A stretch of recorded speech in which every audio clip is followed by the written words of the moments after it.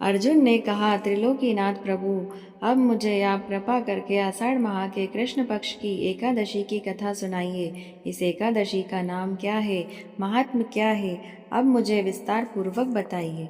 श्री कृष्ण ने कहा, हे पांडुपुत्र, आषाढ़ माह के कृष्ण पक्ष की एकादशी का नाम योगिनी एकादशी है। इसके व्रत से समस्त पाप नष्ट हो जाते हैं। यह व्रत रोग, दुख और कष्टों का नाश करने वाला है तथा सुख समृद्धि प्रदान करने वाला, इस लोक में भोग और परलोक में मोक्ष देने वाला है। जो श्रद्धा और भक्ति से इस एकादशी का व्रत करता है, उस पर भगवान श्री हरि विष्णु की कृपा बनी रहती है। हे अर्जुन, यह एकादशी तीनों लोकों में प्रसिद्ध है। अब मैं तुम्हें पुराणों में वर्णित इसकी पवित्र कथा सुनाता हूँ। ध्यान पूर्वक सुनो। प्राचीन समय में कुबेर नाम के एक राजा थे, जो अलकापुरी नामक नगरी में राज्य किया करते थे। वे भगवान शिव के परम भक्त थे और प्रतिदिन नियम पूर्वक भगवान शिव की पूजा किया करते। कुबेर के यहाँ हेममाली नाम का एक यक्ष सेवक था, जो प्रतिदिन मानसरोवर से भगवान शिव की पूजा के लिए सुंदर पुष्प लाकर राजा को दिया करता था। हेममाली की विशालाक्षी नामक एक अति सुंदर पत्नी थी। एक दिन हेममाली मानसरोवर से पुष्प लेने आया, लेकिन पत्नी के मोह में पड़कर वह पुष्पों को रखकर उसके साथ भोग विलास में लीन हो गया। इसी कारण उसे समय का ध्यान नहीं रहा और माध्याह्न का समय हो गया। उधर राजा कुबेर भगवान शिव की पूजा के लिए हेममाली की प्रतीक्षा कर ही रहे थे, लेकिन बहुत समय बीत जाने पर भी वह पुष्प लेकर उपस्थित नहीं हुआ। तब राजा कुबेर को बहुत क्रोध आया और उन्होंने अपने सेवकों को आज्ञा दी कि तुम जाकर पता करो कि हेममाली अभी तक पुष्प लेकर क्यों नहीं आया। सेवकों ने जाकर देखा कि हेममाली अपनी पत्नी के साथ रमण कर रहा है।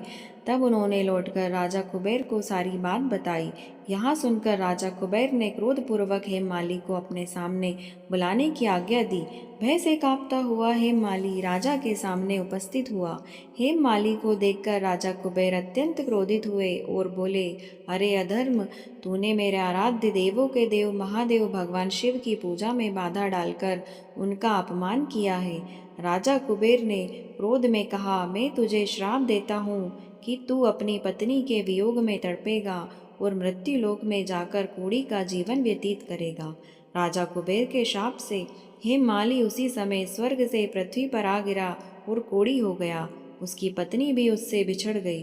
मृत्यु लोक में आकर हेममाली ने अनेक प्रकार के भयंकर कष्टों को सहन किया, लेकिन भगवान शिव की कृपा से उसकी बुद्धि मलिन नहीं हुई। उसे अपने पूर्व जन्म के कर्मों का स्मरण रहा और वह अपने किए हुए अपराध को याद करके दुखी होता हुआ हिमालय पर्वत की ओर चल पड़ा।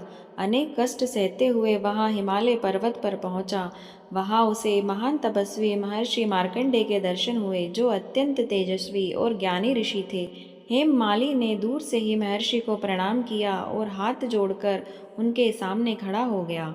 हेममाली को देखकर महर्षि मार्कंडेय ने पूछा, हे पुत्र, तुम कौन हो और तुम्हारा शरीर कोढ़ से ग्रस्त क्यों हो गया है? तुमने कौन से ऐसे निकृष्ट कर्म किए हैं जिनके कारण तुम्हें इतना भयंकर कष्ट भोगना पड़ रहा है? मुझे सत्य सत्य बताओ। महर्षि के वचन सुनकर हेममाली ने हाथ जोड़कर कहा, हे मुनि श्रेष्ठ, मैं राजा कुबेर का अनुचर हूँ। मेरा नाम हेममाली है। मैं प्रतिदिन मानसरोवर से भगवान शिव की पूजा के लिए पुष्प लाकर कुबेर को दिया करता था। एक दिन पत्नी के मोह में पड़ जाने के कारण मुझे समय का ज्ञान नहीं रहा और माध्याह्न तक पुष्प नहीं पहुंच सका। इसी कारण राजा कुबेर ने क्रोधित होकर मुझे श्राप दिया कि मैं अपनी पत्नी के वियोग में रहूं और मृत्युलोक में जाकर कोढ़ी बनकर दुख भोगूं। हे मुनीश्वर, उसी श्राप के कारण मैं कोढ़ी हो गया हूँ और पृथ्वी पर आकर भयंकर कष्टों को भोग रहा हूँ। हे महर्षि, अब आप कृपा करके मुझे ऐसा कोई उपाय बताइए जिससे मेरा उद्धार हो सके और मैं इस कष्ट में जीवन से मुक्ति पा सकूं। हेममाली की बात सुनकर महर्षि मार्कंडेय प्रसन्न हुए और बोले, हेममाली, तूने मेरे सामने सत्य वचन कहे हैं। इसी कारण मैं तेरे कल्याण के लिए एक ऐसा व्रत बताता हूँ जिससे तेरा उद्धार हो जाएगा। यदि तू आषाढ़ माह के कृष्ण पक्ष की योगिनी एकादशी का व्रत विधि और श्रद्धा पूर्वक करेगा तो तेरे सभी पाप नष्ट हो जाएंगे और तू अपने इस भयंकर कष्ट से मुक्ति प्राप्त कर लेगा। महर्षि के वचन सुनकर हेममाली अत्यंत प्रसन्न हुआ और उनके बताए हुए मार्ग का पालन करने लगा। जब आषाढ़ माह के कृष्ण पक्ष की योगिनी एकादशी का पवित्र दिन आया, तब हेममालिनी ने श्रद्धा और भक्ति के साथ व्रत किया। उसने विधि विधान से भगवान श्री हरि विष्णु का पूजन, एकादशी व्रत नियम पूर्वक पालन करते हुए रात्रि जागरण भी किया।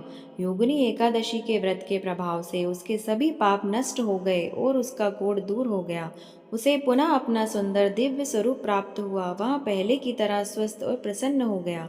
भगवान की कृपा से वह अपनी पत्नी के पास वापस पहुंचा और दोनों सुखपूर्वक रहने लगे। भगवान श्री कृष्ण बोले, हे अर्जुन, योगिनी एकादशी का यह महान व्रत सभी पापों का नाश करने वाला है। इस व्रत की कथा सुनने मात्र से मनुष्य को अनेक पुण्यों की प्राप्ति होती है। योगिनी एकादशी की कथा का फल 88,000 ब्राह्मणों को भोजन कराने के समान माना गया है। जो मनुष्य श्रद्धा और विश्वास के साथ इस एकादशी का व्रत करता है, उसके सभी पाप नष्ट हो जाते हैं। इस व्रत के प्रभाव से जीवन के दुख और कष्ट दूर होते हैं तथा भगवान श्री हरि विष्णु की कृपा प्राप्त होती है।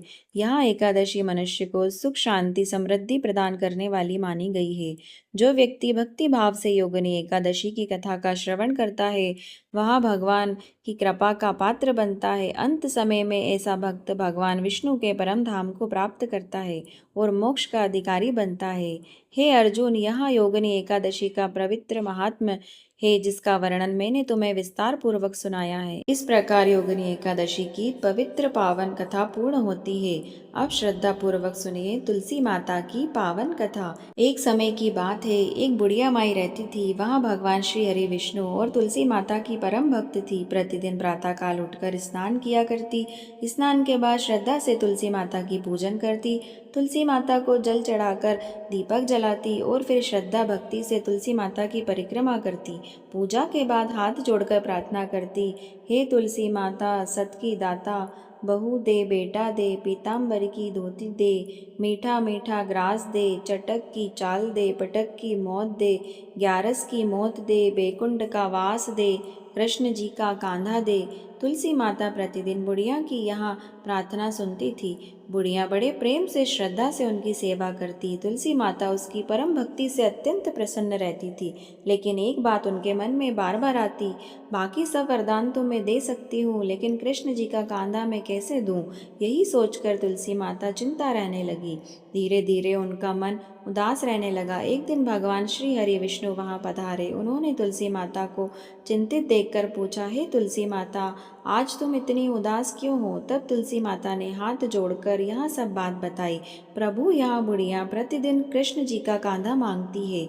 मैं यहाँ उसका वरदान कैसे पूरा करूँ? कृपा करके आप ही कोई उपाय बताइए। भगवान श्री हरि विष्णु मुस्कुराकर तुलसी माता से बोले, हे तुलसी माता, तुम तनिक भी चिंता मत करो। तुम्हारी भक्त ने जो कुछ मांगा है, समय आने पे मैं स्वयं उसको दूंगा। तुम्हारा वचन कभी असत्य नहीं होगा।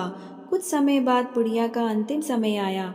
गांव के लोगों ने उसकी अर्थी सजाई। सभी मिलकर अर्थी उठाने लगे, लेकिन अर्थी अपनी जगह से हिली नहीं। लोग बार बार प्रयास करते रहे, फिर भी अर्थी कोई उठा न सका। तभी एक वृद्ध ब्राह्मण आ पहुँचे। उन्होंने लोगों से बात की, अनुमति मांगी और बुढ़िया के पास धीरे धीरे चले गए। वृद्ध ब्राह्मण बुढ़िया के कान के पास जाकर बोले, हे भक्त, तुम्हारी भक्ति आज सफल हो गई। तुम्हारी सभी मनोकामनाएं पूर्ण होने का समय आ गया। तुम्हें पीताम्बरी की धोती भी प्राप्त होगी। तुम्हें मीठा मीठा ग्रास भी प्राप्त होगा। तुम्हें वैकुंठ का वास भी प्राप्त होगा। चटक की चाल भी, ग्यारस की मौत भी प्राप्त होगी और तुम्हें कृष्ण जी का कांधा भी प्राप्त होगा। इतना कहते ही अर्थी तुरंत हल्की हो गई। उसी क्षण भगवान अपने दिव्य स्वरूप में प्रकट हुए। उन्होंने बुढ़िया को अपने कंधे पर बैठा लिया और उसे बैकुंठ धाम लेकर चले गए।